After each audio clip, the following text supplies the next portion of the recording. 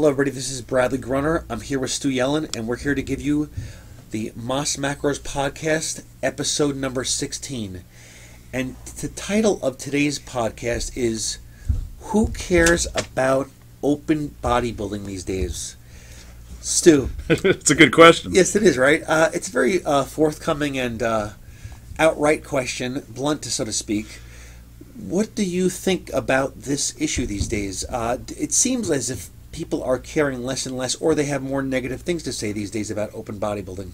You know, it's interesting. We're recording this now. It's a few weeks before the Olympia 2018, and me and Brad. You know, any of you guys who know us or listen to the podcast, you know, we're huge bodybuilding fans. Huge. You know, we follow the sport. We love the history of the sport. Brad's like a walking encyclopedia of bodybuilding nonsense. You know, anytime someone has a question like, "Who's this guy?" I'm like, "Ask Brad." Brad don't know that weirdo, yeah. But you know, we're coming up on the Olympia, and I said something, and I didn't mean it to be. I don't want to diss the reigning Mr. Olympia Phil Heath, but I believe Brad, correct me if I'm wrong, that this year Phil is going to tie the Olympia record, right? With Yes. Lee Haney and Ronnie Coleman. But if you talk to anyone about this, you know, at least anyone over 18, no one really cares. And Yes. I'm not saying that as a dig on Phil. Phil is the greatest open bodybuilder in the world. It's just I don't know. It doesn't seem as exciting as it used to be. You know, my argument was always you know, that the sport changes. Phil, you know, he's unquestionably the best, but Phil doesn't really have any legitimate threats. Right. But like, he doesn't, and that's got to be a huge factor there. Because I mean, you know, you think back in the '90s. The '90s were tough. You know, Dorian was dominant, but you're like, well, you know, but Flex is really good, or Cormier's really good, or Levrone. Like, you had like a top 5 group of guys that anyone could have been a legitimate Olympia winner. Yes. You know, when Ronnie came onto the scene, you know, a lot of people like, yeah, you know, Ronnie's big, but, you know, Flex is more complete. And every year you weren't quite sure. And then Jay came onto the scene, and people like to say, oh, it was the Jay and Ronnie show. Yeah, but Jay would come in, that there were different versions of Cutler, you know, and there were even different versions of Ronnie. And it's like, you never really knew. There was a little bit of excitement. There's no excitement. Like there's none. And then there's all sorts of other stuff. You know, Brad, you want to talk about the other divisions and Yes. I would like to talk about the other divisions. We could go there first, actually. Also, there's the popularity of classic physique now, but here's where it ties in. Do we know, I mean, I suspect that classic physique, I don't know the reason or the motivation for the founding of this division, the creation of this division, but do you think that this division was created to counteract the size of the competitors that are entering open bodybuilding now? Being, let's be frank here, after a certain point of training for genetically gifted people and non-genetically gifted people, you're going to reach a point where you cannot become a certain size anymore. And when it comes to open bodybuilding these days, whether it's the 212 class or the open bodybuilding class, the difference of physiques that we saw from the early 90s till now is a result of drug use. We cannot put it any other way. No one found a special training method. You cannot eat your way to the size of the men here now these days, and you cannot look like them without amount of drug use. So do you think that the classic physique came about because some people decided not to go that route? Well, you know, I remember, and this is with the female bodybuilding, where there were a few years there where the judges explicitly stated they were going to mark down excessive muscularity. And I don't think that really worked out very well at all. And, you know, looking back on it now, there isn't any female bodybuilding anymore. There isn't. You know, women's physique has gotten to the point where they look like old day female bodybuilders. You're looking at men in the open here, and forget how they got that way. You know, there's so much money coming into the IFBB. You can't come out and say this is because of drug use. You can't. But you got to do something because, you know, people are complaining left and right about the quality of the physiques. So what do? You create another division. And, you know, look, I can't speak for everyone, but most of the people I talk to are a lot more excited about the classic division because, look, I remember when I got into training, you'd see a physique and you'd say, I want to look like that guy. I tell you, a lot of people would rather look like the guys placed at the top of classic and even the physique category than the open category. Yes, exactly. But what we're seeing now, for example, when I look at classic physique, it's almost as classic physique. The competitors in that division look like the open bodybuilders of the late 80s and early 90s. They're not tiny. They're not tiny. And a lot of people dismiss that. Right, they're not tiny at all. But if you were to look at the early 90s, late 80s, and you look at people like Aaron Baker, what's his name again? Christian... What, Cormier? Claremont. No, there's Claremont. Claremont was awesome. Yes. There are other physiques there also. Dennis Newman, Craig Titus in the late 90s, early 2000s. There was Nasser El Sonbadi. There was... I don't think anyone would ever mistake him for a classic competitor. No, not classic competitor, but what I'm saying is that these... They didn't look like potatoes. Right, that's what I'm saying. I mean, it's coming to the point where the physiques do not look good. I mean, it's basically it's an ongoing complaint that these physiques do not have the sleekness or the lines or symmetry of yesteryear. I mean, okay, I'm sorry, I don't want to... sorry. Do you remember, I think it was in the old Muscle Mag magazines. I think it was Muscle Mag magazines. There were so many magazines back then. And they would show you, there was like a contest every month, and they would show a couple of bodybuilders completely in silhouette and say, do you recognize who these three competitors are? And you'd send it in, and if you won, you'd get like a free subscription or something. Right. You couldn't do that these days. You couldn't, because honestly, you couldn't tell them apart. You can't tell them apart. And I said, they're potatoes. Right, but what I'm saying is that even if you look at people, let's say Porter Cottrell or Eddie Robinson, or these guys were pretty darn big guys. And Eddie Robinson was a tank. Exactly, Mike Francois, right? But even when the size monsters came in, let's say Mike Francois, Jean-Pierre Fuchs, or Jean-Pierre Few, rather. I'm not sure how to pronounce his name correctly. But however, these men were enormous, but they still had the sleek lines and the waspy waist. Well, most of them, maybe not Francois, but the hardness was there. The difference of physique was there. But now that we see also the enormous size of these men, what I see now is, there's a lot of vascularity, but there's also a lot of bloating. There's also a lot of asymmetry. And it seems like after a while, these men start going backwards almost, meaning that they reach this point where the drug abuse is becoming so high. And again, this is just a theory that the physique starts going backwards almost. I mean, do you see Branch Warren from years gone back to now? I think he looked better when he was in his mid-20s or late 20s than he does now. I mean, after a while, okay, there's age that comes in. Maybe motivation starts dying down after you've been competing in this grueling endeavor for 10 years. But the physiques really are not looking the way they did years and years ago, and I think that's a deterrent. I think that people would look at that, and even men who want to go to great lengths to compete in bodybuilding might say to themselves, I'm not going down that route. I'm going to go for physique. I'm going to classic physique. That's why I think that there's less interest in class in open bodybuilding these days.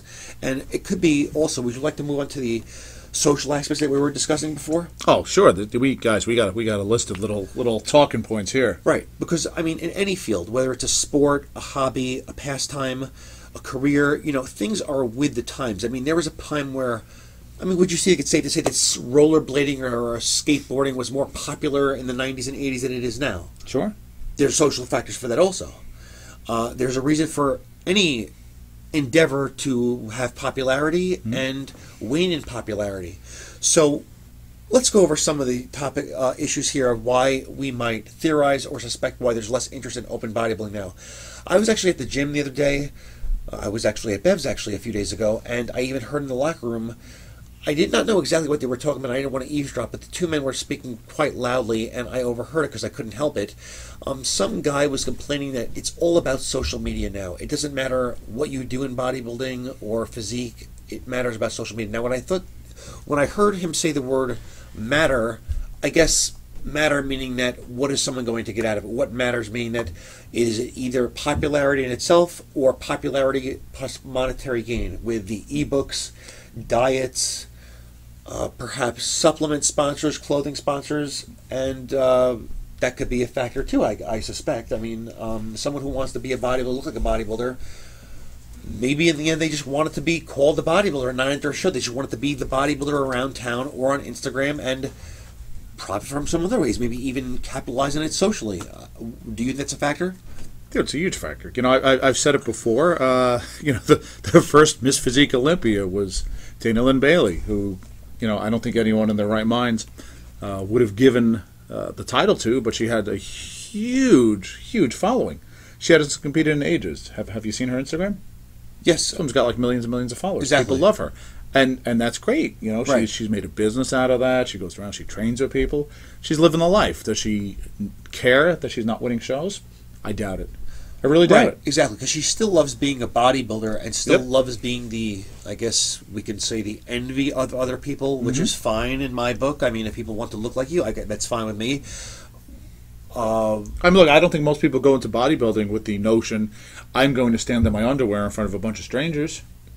Right. But I mean, we still live in a very image-conscious, and I guess you've seen it intertwined into the bodybuilding Instagram scene, the self-esteem type of thing, the body positive movement, the self-esteem and the self-awareness. That is still very popular these days, and that is very image-driven. And anyone could just log online to Instagram and type in some hashtags and see what I'm talking about in the post. There is still a need for many people to look muscular.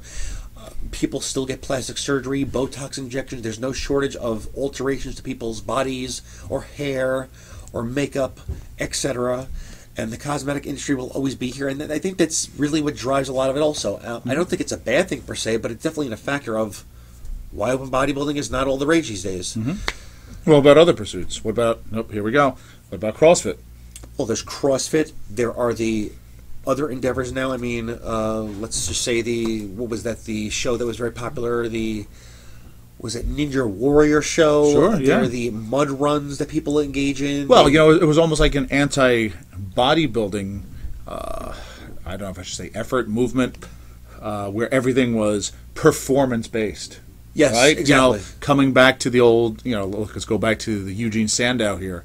It's like these guys used to actually do things with their muscles. Yes. And then Sandow's like, well, I'm just going to look good. Yes, exactly. There was a push for that for years and years in the online fitness scene, where you had these bodybuilding publications where they started hiring people to write strength training articles, and bodybuilding is actually a form of strength training, but everybody probably knows what I'm referring to when people talk about strength training. They're talking about athletic endeavors or strength and conditioning or powerlifting or Olympic lifting, and there was this, I don't know, a movement, some type of pushback to undermine bodybuilding and these other issues that we were talking about before, that a typical body part split that bodybuilders were using are dysfunctional, and this is the way to train, and even this is the way to train to look better. But I think the gig is up, and people have already realized that the way to look like a bodybuilder is... You mean I shouldn't be playing around with gymnastic rings? Right, exactly. The way to look like a bodybuilder is to train like a bodybuilder. That involves using a split routine, or maybe a push-pull legs routine. And that's a topic that we've covered in other episodes as well. We beat that one to death. That one's still beaten to death on some forums now. And it is a social factors as well, because people are picking up other physical endeavors, such as the CrossFit competitions. I mean, they have that. Even if you go to Long Beach here on Long Island, there are plenty of contests where ordinary people who could train for these contests and enter them. And there's nothing wrong with that. It's just pertaining to the topic we're talking about now, and we've always loved bodybuilding. We're wondering, hey, even I don't even know who's going to be in the Olympics this year. I don't think to myself, wait, it's nuts. Who's gonna? There was actually a point in time in my life where I would know everybody who's going to be in the contest. What's the lineup for the New York Pro? Who's going to be in the Arnold? Isn't that crazy? Yes, and now I have not been to the New York Pro in a year, and this is the first time in a long time I have not been to the New York Pro. But even myself, I'm thinking, the last New York Pro I went to in 2017. I think that's when it hit me. I said to myself, I don't know if I care to go here again. And that's because I was turned off by open bodybuilding. Do you remember back in the day, God, we sound so old, back in the day leading up to contests, going on web forums, yes. Who do you think's going to win in this one? What's your top 5 prediction? I would talk about that stuff like that. And I would be absolutely crazy about who's going to enter it, and I was still buying the hard copy magazines back then, and frittering away several nights watching YouTube videos with my friend Raj. You know, I swear to God, he and I would stay up sometimes. I've been to his house, and I remember the time we were up till well past midnight watching old bodybuilding contests, and we actually did that at his house actually a few weeks ago. Remember that? Well, dude, yeah, we were digging up old ones. But notice, who was it? I'm not going to say who I said this guy was really good in this year, and Arash flipped out and started pulling up old videos. Exactly. You look at that. You can tell me that looks good. We were watching Albert Beckles. Well, there's someone else, but I'm not going to drop my name. Okay, trust me on this one. We were watching some time where Albert Beckles. We thought that he. Wait, am I getting confused with my names here? Yes, but I'm not going to correct you because I don't want to mention who it was. Wait. Don't. You're recording. Don't do it. I have mixed up. Don't do it. Okay. Sorry, guys, if I got names mixed up. Actually, even people like myself who have been bodybuilding aficionado for a long time, I have gotten my names mixed up. I apologize. But look at that. Every time we watch bodybuilding videos and go crazy for it, we're watching old ones. We're not watching new ones. No, we're drawn to the old ones. The Olympia's in like 2 weeks, and we don't care. I don't know who's going to be in the Olympia this year. No, I don't either. Except for Classic Physique. And you know what, dude? That's messed up. It is seriously. You guys listening, I cannot tell you how many times I get a text while I'm at work, and it's just a photo of some young guy who just won his pro card, and it's a text from Brad going, "Look at this monster!" And I'm like, and it's always a classic guy. Yes, that's what I follow now mostly. Partly because my friend is competing in it, right? But secondly because I like those physiques. Yeah, better. The follow-up question is, you think Arash could take him? Usually that's the follow-up question, actually. That is usually the reason why I am texting him, because my friend is involved in this.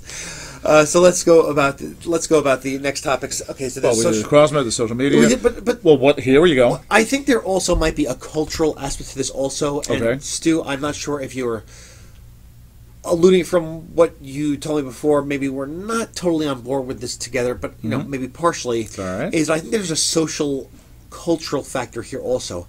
And Stu and I am a late Gen Xer, early millennial, so I was still the tail end of 90s culture and late 80s culture, you know, to the point where I could actually still watch movies. I wasn't, 1 year old in 1989. I was 9 years old in 1989. I still remember the first movie I saw in a movie theater. I saw Goonies in 1985. I could still remember culture from those days. I could still remember, the stereotypical beach movies like Spring Break, Hard Bodies, jock movies like Revenge of the Nerds. And I remember vividly there being these scenes in many of these movies of really muscular men on Venice Beach, and you have this muscular archetype of the guy who gets these blonde, beautiful women in G-strings in the movie, and muscular dudes with crew cuts on motorcycles with chiseled jaws, and really that was the archetype I grew up on. Let's say pro wrestling, where many of those guys could have been bodybuilders themselves, or maybe they were previously. Let's say Lex Luger, Ravishing Rick Rude, Sting. I mean, some of these guys were built like tanks. I mean, they looked like they were either probably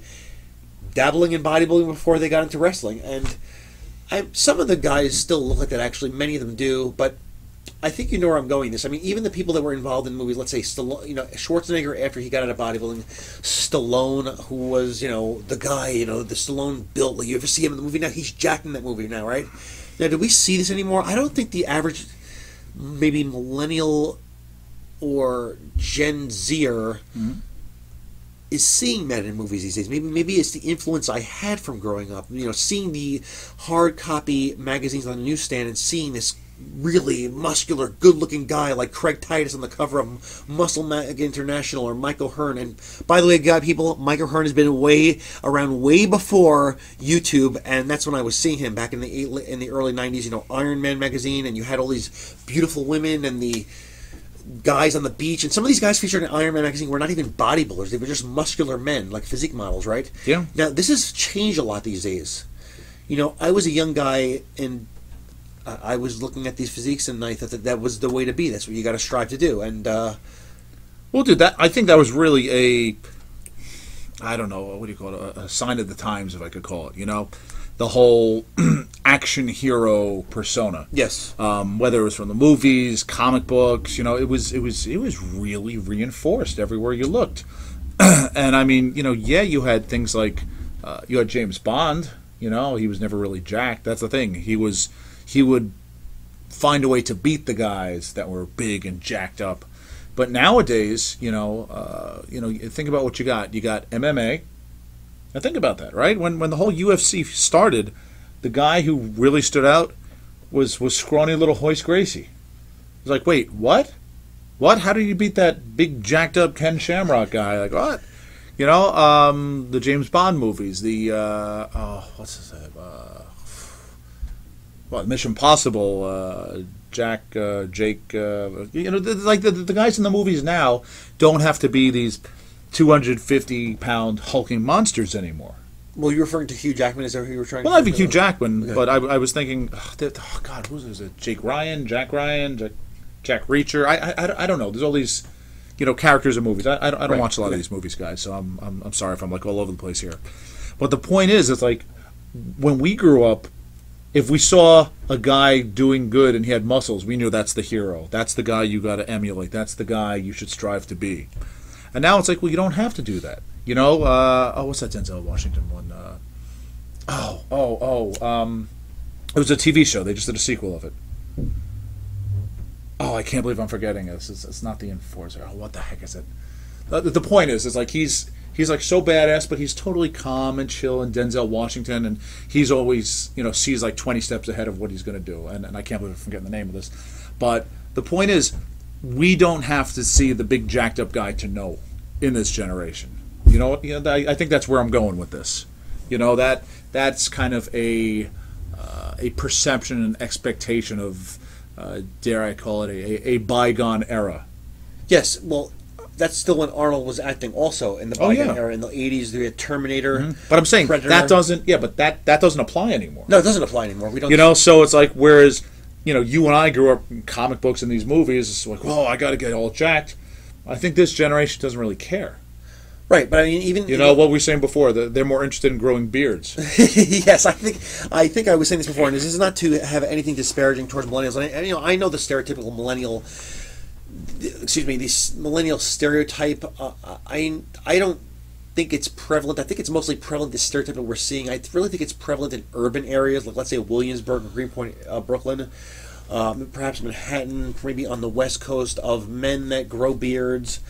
Let's say wear flannel, make their own beers, try different restaurants, different cuisines, garden, stuff like that. Well, I have my garden. In fact, I love gardening, cooking, home improvement, or, living the life, so to speak, vacationing. I don't think that they're interested in these endeavors anymore. If you speak to one of my, I don't think that they can name one bodybuilder.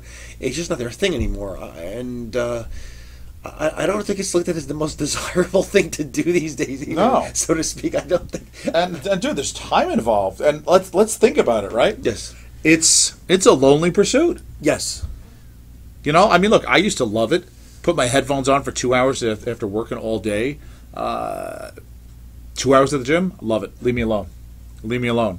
Nowadays, you got to go to a CrossFit gym. You got to have 50 people cheering you on. It's like, wait, what? Now, I'm not saying there's anything wrong with that. It's just I don't need it. It's a very different, a different way to find motivation, to find support. Well, that's I don't know where I'm going with this. It is a useful thing from a standpoint of people keeping in shape, to have a community scene, a sense of community, so to speak, or to have motivation, or let's say. Support from others. Okay, yeah, that's a good word. Yeah. I mean, look, dude, the money in the CrossFit Games is trumps any bodybuilding purse. Exactly, but like I said to you before, also the whole gym scene has changed altogether. Now, remember I told you a few weeks ago why I want to have my home gym soon and purchase equipment for my gym. My home gym is because you hate everyone. Well, that's not the only thing, but I don't necessarily hate everyone per se, but I no longer like that feeling of going to these big box gyms. I mean, I was telling you the other day, remember you could go to walk to a neighborhood gym. You could just walk to a gym, like let's say Valencia gym, in, what is it, Elmont, or you can, let's say, walk to a powerhouse. If you lived in Bayside, you pull up, everybody there knows each other. It's not the biggest gym in the world.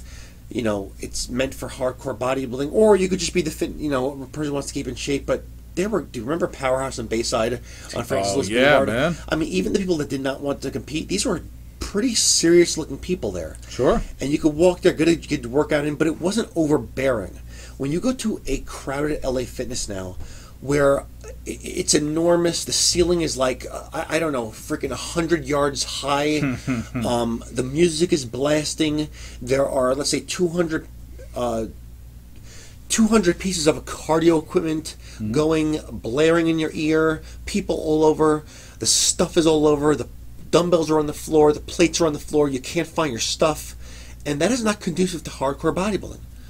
There are very few neighborhood gyms now. It's either the big box gym or the how do I say it? The genre gym. You know, the genre gym meaning CrossFit, how to get ready for a Tough Mudder, Orange Theory. I think this is a part of the equation as well. Sure. And what else is there besides that factor? There's, excuse me. You trying to read my notes? They're horrible. Yes, we're going over notes here in between. But we've covered much of this, actually. Maybe, but also, do you think that people have different goals? Well, no, different goals goes in line with what we just spoke about. Yeah. But going forward, I don't know, you know, and I wanted to get going forward, I wish Phil Heath all the luck in the world. Yes, I was going to mention Phil Heath before also, is that we have to say this as well, is that it is a disparaging thing to say per se. You know, I mean, who am I? I am not Mr. Olympia. I am not a IFBB pro bodybuilder. But just as an objective onlooker of physiques, since I was young, since the late 80s, and I was just a kid, not even a teenager, can we say Phil Heath is the same quality as Dorian, Lee Haney, Sergio Oliva, Arnold Schwarzenegger? I mean, can we objectively look at this as if you and I were judges? You were a WMBF judge. You judge Argentos also. I don't think that we can say that he's of the same caliber. They're not the same caliber. You know what? And I know a lot of people have had this discussion here, and again, this is not a podcast trashing Phil. No, it's not. Phil. Again, I respect the hell out of him. He's unquestionably the best. Yes. But has he faced the competition that Dorian has, that Ronnie has? You know, it's not his fault he's competing now. No, it's not. It's not his fault that no one is a legitimate threat to him. Right. It's not his fault that a lot of people loved Kai, but when Kai realized he wasn't going to win, just kind of disappeared, and now it's like, really, no one cares. It's like a foregone conclusion that Phil's going to win. Yes, really, exactly. there's no one that's a legitimate threat to him. Now again, not his fault, right? But if you look at the top 10 of Olympias, just go on. He's not there. If you could go on YouTube and Google any year of the Olympia back in the day, let's say 2003 and before, can we say around that time frame? Sure. 2003 and before, from the 70s, especially 80s. I mean, especially 80s. That's when people started to look really freakish, I believe. You had Haney, in 84? Yes. God, Haney was nuts. Exactly. And what's that other guy? Something King. I mean, even he wasn't that prolific in body. Jeff King, was that his name? I'm just naming some obscure people here that look as if they could be in the top 10 now, and they weren't the biggest. Fox. Yeah, Bertil Fox. Bertil Fox would be beating many of the men in the top 10 now. Yeah. They would have a hard time beating him. Dude, you take someone out from the top 10 in the mid-90s and you put him against the guys in the Olympia nowadays. But not only that, NPC also. If you look at NPC days of Flex Wheeler, Craig Titus, Lee Haney, even when he was in the NPC, they looked like, even Phil Hernon, Phil Hernon was a thick man. Those men were in the NPC, and they could beat the men of the top 10 Olympia now. Yeah. Again, not Phil's fault. No, it's not anybody's fault. But the fault. landscape has changed. Again, are you going? If you had to rank, you started this. If you had to rank, your top Mr. Olympias, it's not going to be based on how many Olympia titles you won. It's not. Because all right, Jay won 4. They argue that he didn't deserve 2. But look at his entire career.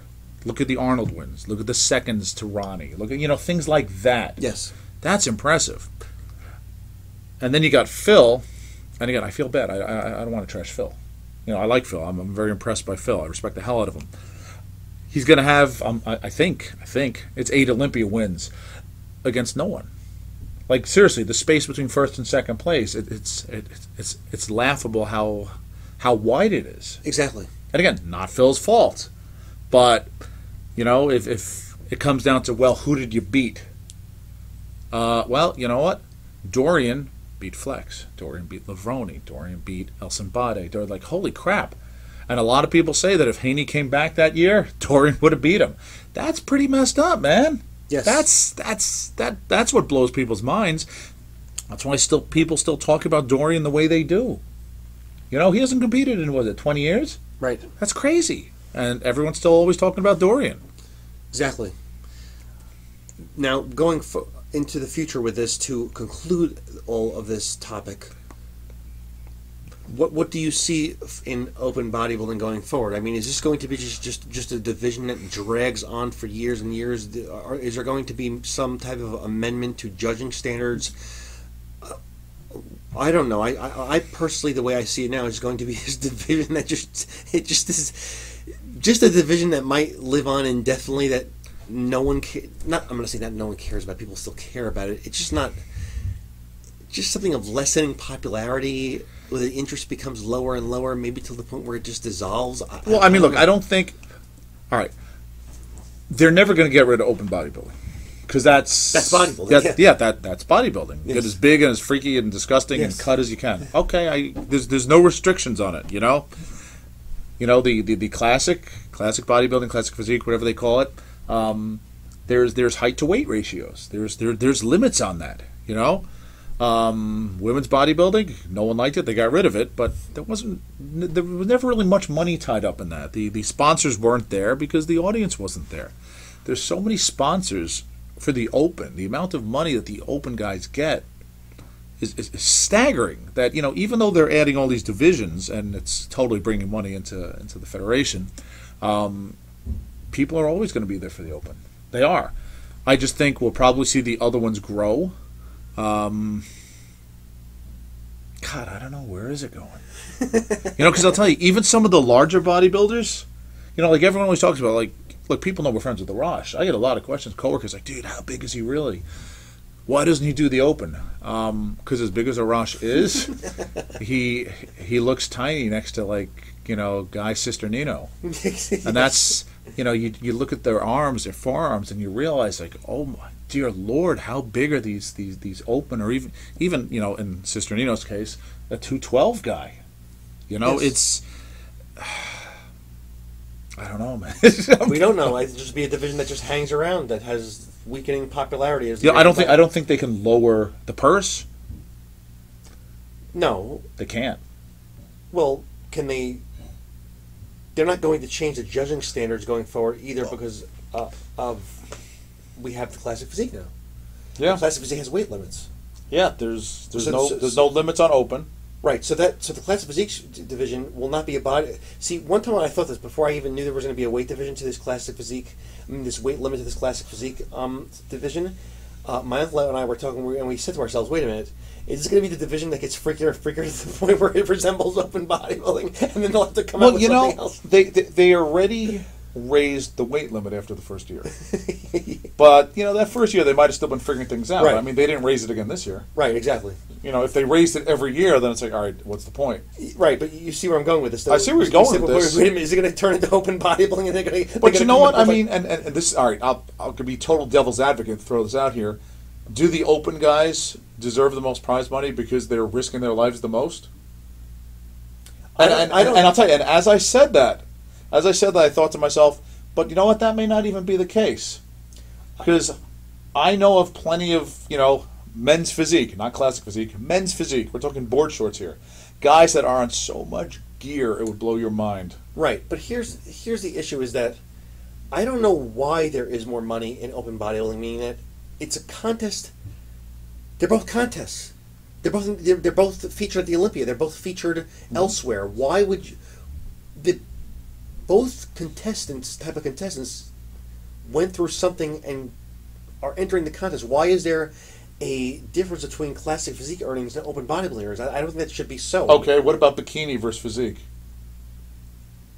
I think it should be the same. Okay. Why should bikini... I saw a lot of people on social media last year get very riled when a bikini competitor said she trains just as hard as Miss Olympia. But I understand where that sentiment would go. But it's still a contest, meaning that to be a winner in bikini, you have to be the best at bikini. Training hard... People have to buy tickets, okay? Right.